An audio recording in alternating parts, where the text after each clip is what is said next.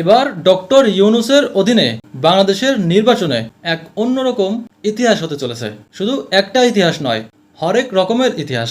সেই হরেক রকমের একটা হলো, আপনি ভোটার না হয়েও ভোট দিতে পারবেন। আপনি ভোটার হননি, কিন্তু আপনি এবারের এই নির্বাচনে অংশগ্রহণ করতে পারবেন, ভোট দিতে পারবেন। নির্বাচনের ঠিক আগ মুহূর্ত পর্যন্ত যাদের বয়স 18 বছর পূর্ণ হয়ে যাবে তারাই ভোট দিতে পারবে। কি দারুণ এক ইতিহাস না? আমার মনে হয় 14 বছর করে দিলে আরও ভালো হবে। দেশের আরও বেশি মানুষ নির্বাচনে অংশগ্রহণ করতে পারবে। এটা আরও বেশি সৌন্দর্য নয়? এই যে ভোটার না হয়েও এবারের এই নির্বাচনে ভোট দিতে পারবে, এই যে নিয়মটা, এটা কেন, কিভাবে এবং এটার পেছনে কি কারণ রয়েছে, কার চিন্তায়, কার পরামর্শে এই নিয়মটি চালু করা হচ্ছে জানি না। এটার পেছনে আসলে কি কারণ রয়েছে দর্শক, এটা আপনারা একটু বিশ্লেষণ করে এটা একটু বলেন তো, হঠাৎই কেন এমন নিয়ম চালু করা হচ্ছে? আচ্ছা, আপনারা জানেন যে ডক্টর ইউনূস দুদিন আগে লন্ডনে তারেক রহমানের সঙ্গে মিটিং করেছেন এই নির্বাচন প্রসঙ্গেই। সেখানে ফেব্রুয়ারি মাসের কথা একরকমের ফাইনাল হয়েছে, তবে এটা কতটুকু কার্যকর হবে এটা একদমই অনিশ্চিত।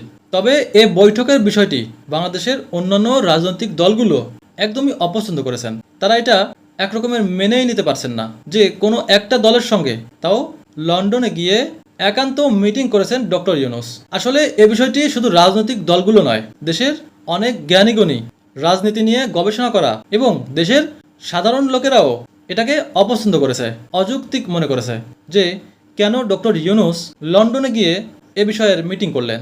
আচ্ছা, এ বিষয়টি আমি অন্তত একরকমের মেনে নিচ্ছি, এটা ভেবে যে ডক্টর ইউনূস লন্ডনে অন্য কাজে গিয়েছেন, লন্ডনের প্রধানমন্ত্রীর সঙ্গে দেখা করতে গিয়েছেন, সেখানে গিয়ে তারেক রহমানের সঙ্গে দেখা করেছেন এবং এটা করতেই পারে। তবে যদিও লন্ডনের প্রধানমন্ত্রীর সঙ্গে ডক্টর ইউনূসের কোনো সাক্ষাৎ হয়নি, কোনো বৈঠক হয়নি। আসলে এ বৈঠক কি আদৌ হওয়ার কথা ছিল? কারণ সে ধরনের কোনো আলামত দেখতে পাইনি আমরা। আচ্ছা, এ বিষয়টিও আমি একরকমের এড়িয়ে গেলাম। তবে সবচাইতে বেশি যেটা খারাপ লেগেছে আমার কাছে, সেটি হলো ডক্টর ইউনূস যে লন্ডনে গেলেন, সেখানে আমার মনে হয় 5 থেকে 6 জনের বেশি সেখানে যাওয়া একদমই অযৌক্তিক হয়েছে। অথচ সেখানে অনেক বড় বহর নিয়ে যাওয়া হয়েছে। তারা যে হোটেলে ছিলেন সেখানের 37টি রুম তারা ভাড়া নিয়েছিলেন এবং সম্ভবত 39 জন লোক ছিল তাদের এই বহরে। আর তারা সে হোটেলে 3 দিন ছিলেন। 3 দিনেই 3 কোটি প্লাস সেখানকার বিল হয়েছে। প্রিয় দর্শক, এই বিষয়টি আমার কাছে সবচাইতে বেশি খারাপ লেগেছে যে আপনারা শুধুমাত্র খেয়ে ঘুমিয়ে 3 কোটি টাকা রাষ্ট্রের খরচ করে ফেললেন, কেমন যেন এক কাপ চা খাওয়ার মতো।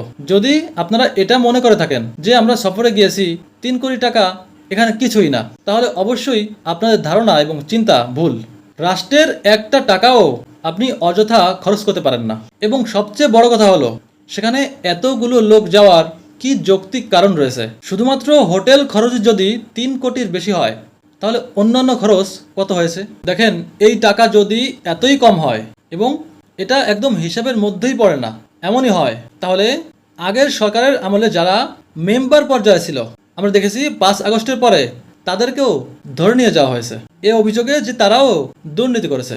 গ্রামের একটা মেম্বার 50 বছরেও তার কি 3 কোটি টাকা দুর্নীতি করার কোনো সুযোগ আছে? সে যদি লাগাতার দুর্নীতি করতেই থাকে, তারপরেও আমার মনে হয় সে 3 কোটি টাকা অবধি পৌঁছতে পারবে না। তো দেখেন, 3 কোটি টাকা যদি ওই ক্ষেত্রে এতটাই কম হয়, তাহলে গ্রামের সাধারণ মানুষদের সেবা করা একজন মেম্বারের জীবন এতটাই তুচ্ছ।